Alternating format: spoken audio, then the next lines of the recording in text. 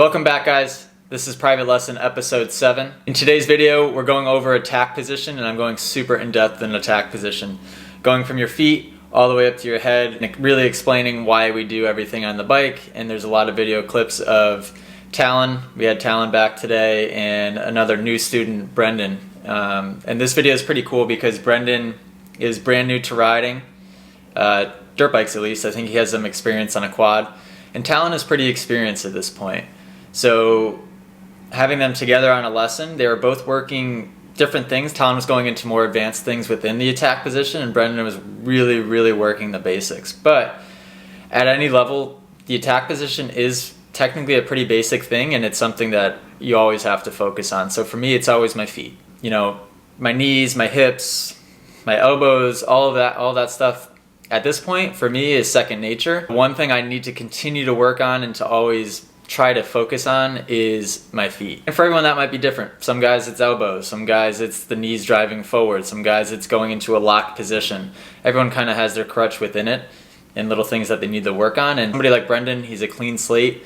So just trying to mold him the best we can from the feet all the way to the head. Thank you guys for all the support on these videos. It's actually pretty awesome to see. So if you guys can continue to comment, like all these videos, all that good stuff, it does help. And ask questions down below if you guys have questions, comments, concerns on anything. I've had a couple of people try to prove me wrong on certain things. Gonna have a tough time doing that. But if you're confused on certain things or applying certain techniques in certain situations, feel free to ask. And of course, I'll do my best to try to answer everyone's questions. But thanks and enjoy the video.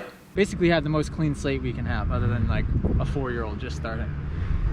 So first things first is feet. This is, you ride on the balls of your feet, Talan, which is good. The next thing you need to do is transition and progress to pointing your toes inward.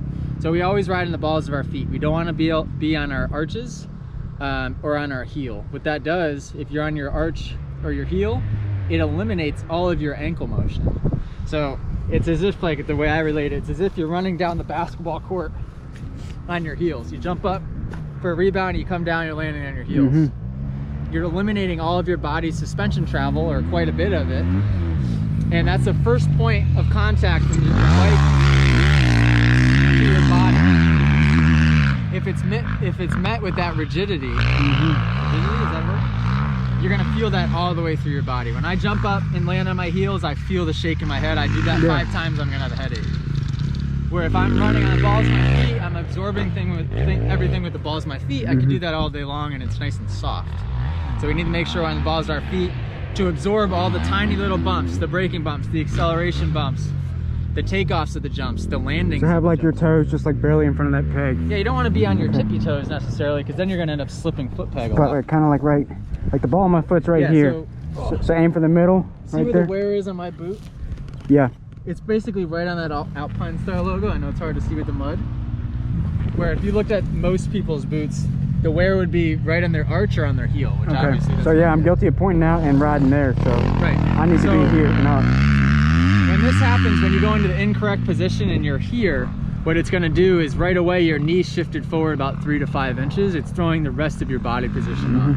If you shift your foot back, forward like an inch, back an inch, there we go. If you get your foot right, everything else is going to start to come into position. Okay. All right, next thing is, not only do you want to have your toes straight, but if you could rotate your toes inward, so rotate your heels outward and drive your toe in. Okay.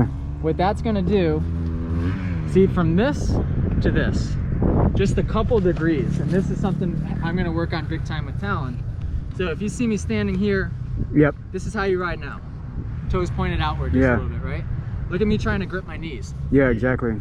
Nothing. Can't even make contact. Get your toes straight. Now I can make contact, but I have to kind of consciously think grip, grip, grip. Point your toes in. Now my knees are pointed inward. As soon as I hit, my knees are locked. 95% of your grip strength should be coming from the waist down. Yeah. So always remember that. Knees should never break contact with the bike. Okay. Whether you're standing or sitting. And doesn't matter where my knee hits the bike, or where should I squeeze it, try squeezing it? So that brings me to the next thing. Balls of your feet, toes pointed in, knees have to stay even with or behind the foot peg. So this is where things are going to get a little weird. Okay. Right now where your toes end up, your knees end up hovering around here on the shroud, you need to keep them, so what that way when you look down, you should be able to see the entire top of your foot and your foot peg. Yeah. If you're looking, so really has to be straddling the back of this seat pretty much. Right, because that's the next thing is your butt has to be back. So if you look down and you can't see the top of your foot or your foot peg at all, that means your knees are moving. Drive your knees back. It's gonna automatically drive your butt back. The next thing is you have to have, I refer to as hips unlocked. Yeah, I saw Rhino talks about that. Yeah, so what it is, it's like, this is getting even more technical. It's an anterior pelvic tilt. Whereas this is a posterior pelvic tilt. Yeah, and I'm guilty of that, rolling my shoulders. And what locking does is it drives your hips and your knees and your lower body forward, and it connects your lower body to your upper body. Yeah, one rigid piece. Yeah, which is incredibly dangerous, because any feedback you get, that explains on my arm pump then. your whole body's gonna get that. If you unlock, go into this anterior tilt here, so your butt's gonna be pointed back, your shoulder blades are pulled back, the logo on your jersey is pointed basically to the sky if you can get it there.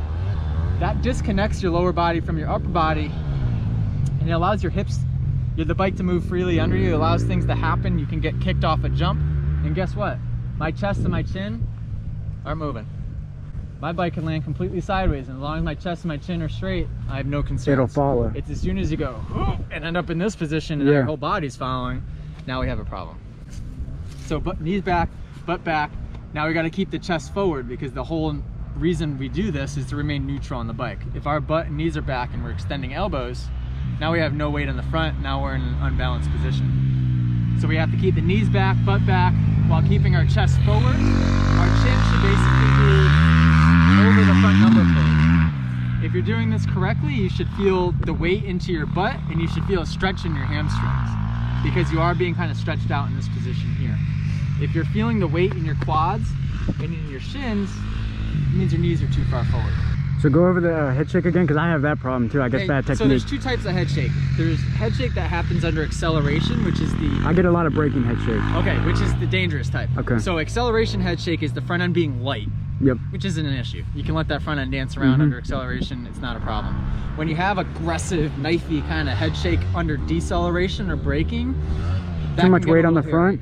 Yeah, so that could be caused from... And it unloads the rear and it puts all the stress on the front. That can be caused from multiple things.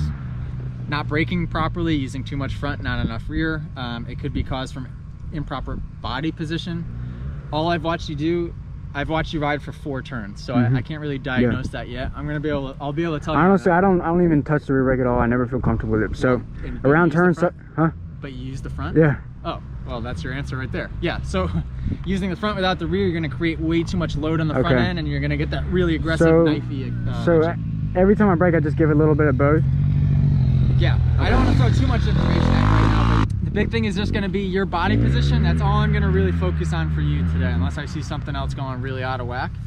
Now, we can't just get you here and expect you to be glued here, because that's not going to do you much good. We have to make sure that you're working within this position. Working within this position means up and down.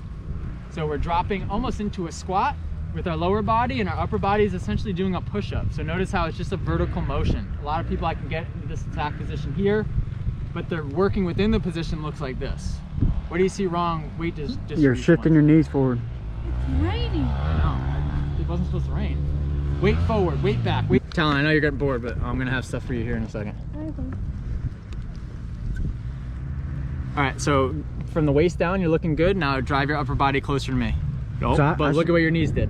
So right. Keep your knees back. Shoulders here. Yeah, so if you're doing it right, does your hamstrings feel tight yet? I feel my calves.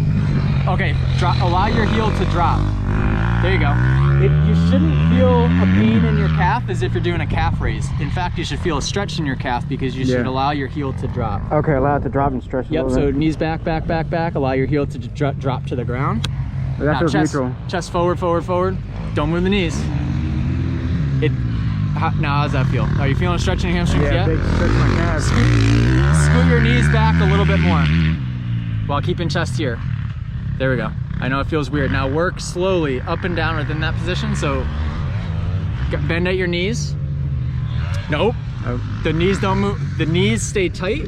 Oh, so lock them to the bike. Yep, lock them to the bike. I got and the ball. Drop your butt. There we go. Perfect, perfect, perfect. Okay, whatever you just did, that's it. All right.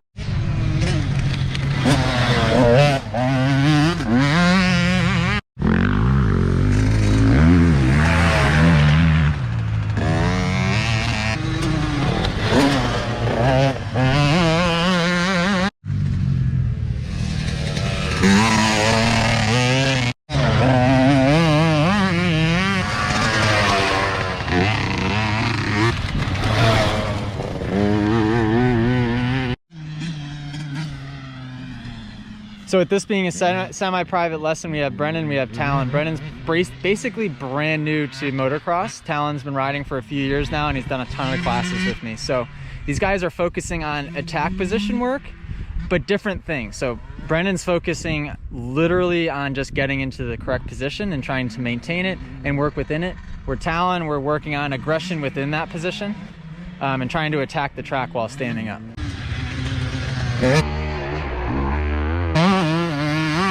So I've created another line for these guys. This is where I want them off the rear brake. It might look like it's a little bit early.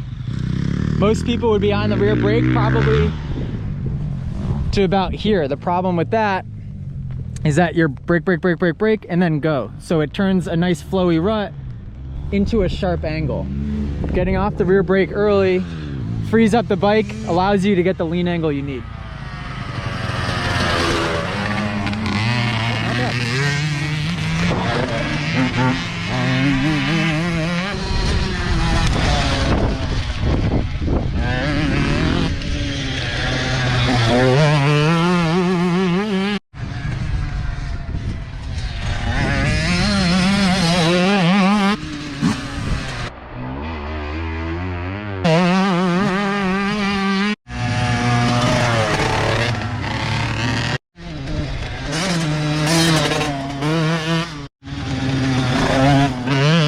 There you go. He shifted up one gear that time.